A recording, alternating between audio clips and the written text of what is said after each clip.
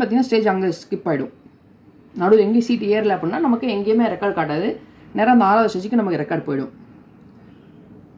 இப்போ அதேமாதிரி அந்த 6ஆம் நம்பர் ஸ்டேஜ்லேயே பார்த்தீங்கன்னா நான் வந்து இப்போ ஒரு 9 டிக்கெட் அடிக்கிறேன். அந்த 6 பேர் இருந்தாங்க. 6 பேருக்கு அப்புறம் பார்த்தீங்க அப்படின்னா 15 பேர்.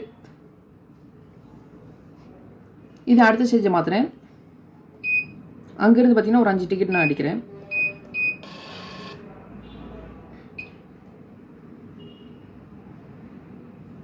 இப்போ இதில் பார்த்தீங்க அப்படின்னா நமக்கு அடுத்த ஸ்டேஜ் நம்ம இப்போ மாறிடும். பார்த்தீங்களா மாறிடுச்சிங்களா? இப்போ அதேமாதிரி அந்த ஸ்டேஜை பார்த்தீங்கன்னா 5 பேர் வந்து போர்டிங் ஆகிருக்காங்க. அடுத்து 15 பேர் பார்த்தீங்கன்னா இறங்கிட்டாங்க. பேலன்ஸ் வண்டிக்குள்ள 5 பேர் இருக்காங்க. ஸோ இந்த மாதிரி கம்ப்ளீட்டாக வந்து நம்ம கிட்ட எத்தனை ஸ்டேஜ் இருக்கோ, நம்ம 30 ஸ்டேஜ் இருந்தாலும் சரி, இல்லை 5 ஸ்டேஜ் இருந்தாலும் சரி, எத்தனை பேர் ஏறினாங்க, எத்தனை பேர் இறங்கினாங்க, வண்டிக்குள்ள எவ்வளோ பேர் இருக்காங்க அப்படின்றது ஒவ்வொரு டிக்கெட்டும் போட போட அடுத்த 5வது செகண்டில் நீங்கள் லைவாக பார்த்துட்டே இருக்கலாம். ஸோ இதில் வந்து இன்னும் பேலன்ஸ் ரிப்போர்ட்லாம் உங்களுக்கு காட்டுறேன். இந்த ட்ரிப் டீட்டெயில்